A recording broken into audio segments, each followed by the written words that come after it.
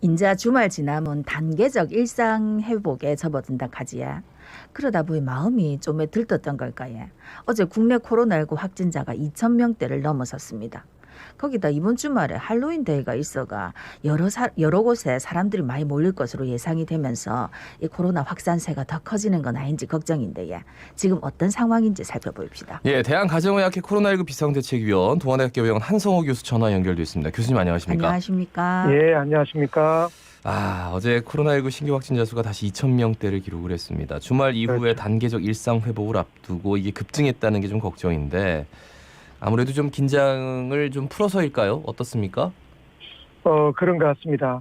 지난 18일부터 사적 모임 인원 제한이 시작됐죠. 그래서 네. 수도권 8명, 비수도권 10명의 분들이 사적 모임을 하게 됐다는 게 그동안 보냈던 이제 모임들이 보면 지금부터 이제 그 약속들이 잡히는 거 봐서는 예. 아마 계속될 것 같습니다. 예. 이러한 부분들이 일상 회복에 대한 기대감까지 포함되어 있어 방역에 대한 긴장감이 이완되면서 모임과 이동량이 확실히 증가된 영향으로 보고 있습니다.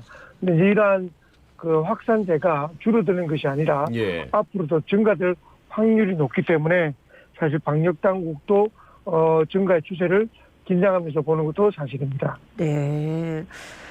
근데 부산에서도 어제 확진자가 48명 나왔더라고요. 근데 집단 감염이 계속 이어지고 있어서 걱정인데 부산의 코로나19 상황도 진단 부탁드리겠습니다. 맞습니다. 어제 부산은 8명의 확진자가 나왔는데요. 연제구 소재 요양병원에서 직원 2명과 환자 10명이 추가 확진되면서 관련 확진자가 25명으로 늘어났습니다. 예. 교회와 의료기관도 지금 추가되고 있는데 검정구 소재 교회에서 교인 2명이 확진자가 되어서 추가로 2명이 더 확진되었고요. 동구 소재 병원에서도 직원 1명이 확진된 이후로 직원 2명과 가족 1명이 추가 확진되었습니다. 현재 부산은 422명의 입원 환자가 있고 위중증 환자는 12명으로 파악되고 있습니다. 예.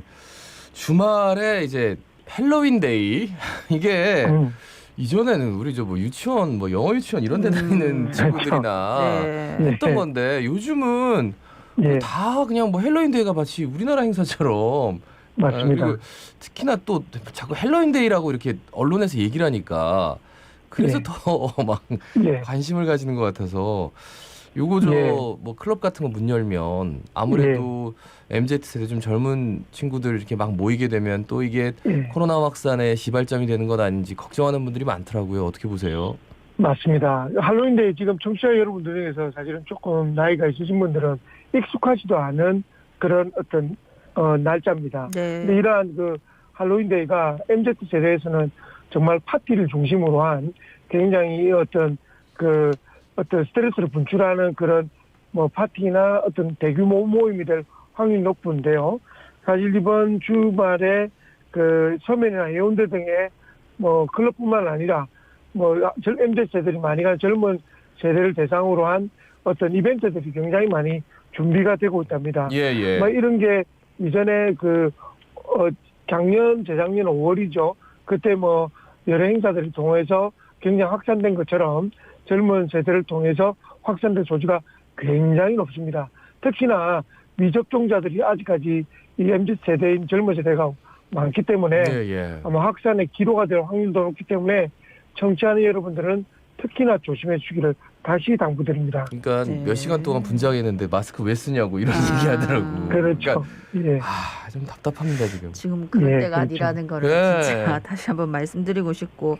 근데 최근에 확진자의 절반 정도가 돌파 감염이라면서요? 예. 더더군다나 지금 이제 우려가 되는 것은 확진자 절반 정도가 최근 일주일간 돌파 감염 사례가 절반이라는 겁니다. 특히 백신 접종 완료율이 높은 60대 이상의 확진자가 가장 많이 나온 경향이 있는데요. 모두 다 거의 100% 델타 변이로 파악이 됐습니다. 근데 그런 면에서는 지금까지 확산의 추세가 줄어든 것들도 사실 이런 접종의 영향이라고 볼 수 있고요. 그럼에도 불구하고 이제는 확진자가 접종이 많은 그룹에서 시작됐다는 말은 앞으로도 돌파 감염의 가능성은 높다라고 볼 수 있고 확산이 어떤 이런 부분에서도 계속 지금까지 강화된 방역 체계라면 계속 줄어들겠습니다만 이제 이 모임이 계속 이렇게 완화되고 지속되면서 확산세도 훨씬 더 증가될 것이다 예측이 되고 있습니다. 예, 그러면서 추가 접종 계획이 나왔네요. 예, 그렇습니다.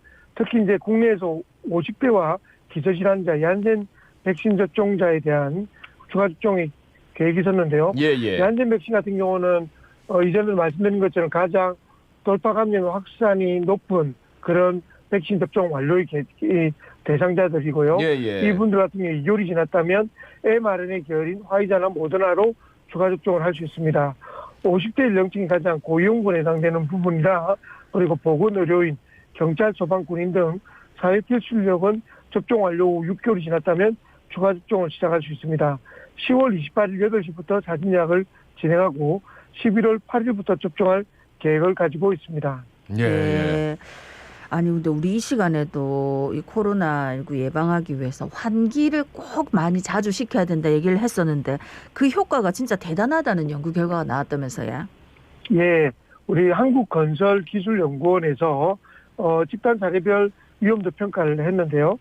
재밌는 게 환기 횟수가 3회 그리고 10분만 해도 오염의 농도가 거의 3분의 1로 줄어든다라는 네네. 보고를 했습니다. 환기 횟수는 실내를 차지하고 있는 공기만큼 새로운 공기가 유입되고 들어오고 나가고 하는 것을 말하는데 보통 10분만 해도 자연환기를 했을 때 3회 정도, 그러니까 기존의 공기가 3번이나 바뀐다라는 보고를 했습니다. 예, 예. 근데 이거 원칙은 이제 맞바람이라고 하죠. 이제 180도 앞쪽에 있는 문과 뒤쪽에 있는 문을 열었을 때 요 원칙이 적용이 되고요. 5분이 맞동풍을 했을 때 5분이 지나자 오염물질 대부분이 사라졌다라는 보고가 되었습니다. 예, 예. 그리고 이제 대신에 이제 한쪽 창문만 열거나 90도 각도로 창문을 개발했을 때는 이 효과를 얻기 위해서는 예. 15분 정도 문을 열어야 된다. 이것도 재미있는 보고라고 생각되고요.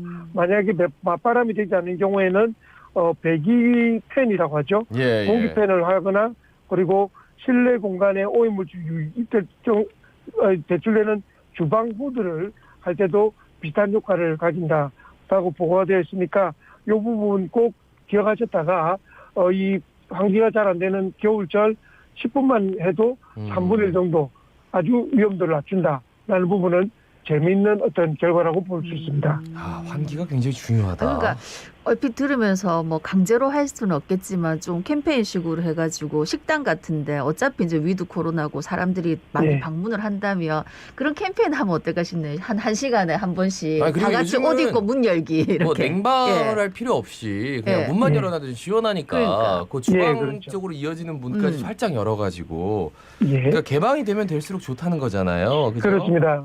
예. 이 객관적인 증거가 있기 때문에 네. 이전에는 창문을 열어두면 이걸 왜 해?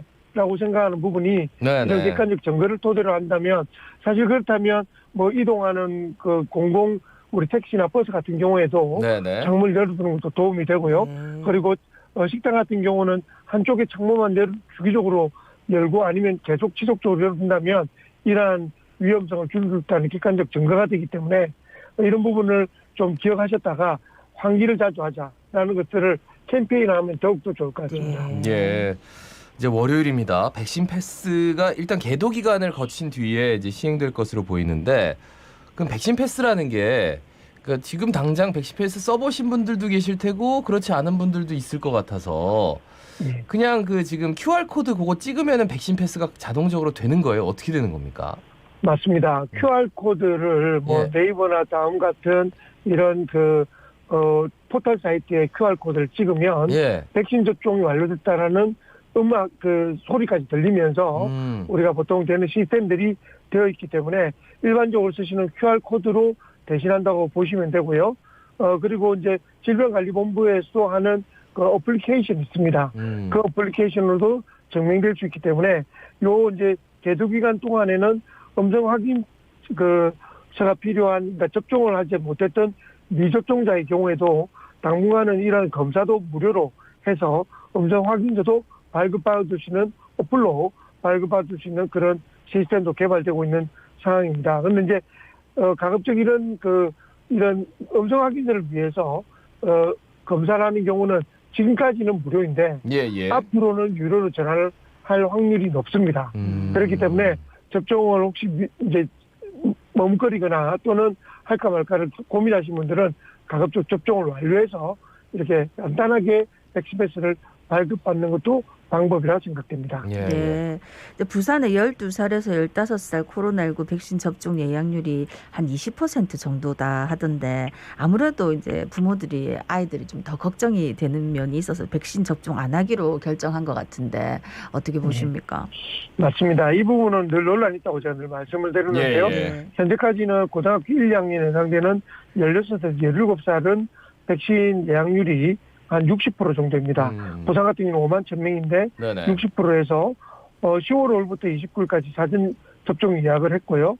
1차 접종자는 현재 15,000명 정도 30%를 넘긴 그런 추세입니다.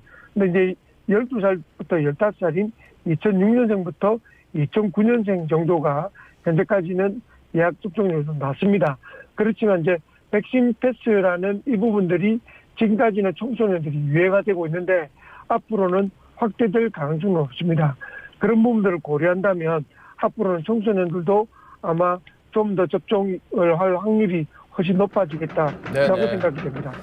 접종률은 높아지는데 확진자 중 접종률 어떻게 되나요? 한 절반 정도가 돌파 감염이라는데 위중증으로 안 간다는 게 중요하다. 그 말씀 드리겠습니다. 0602번님.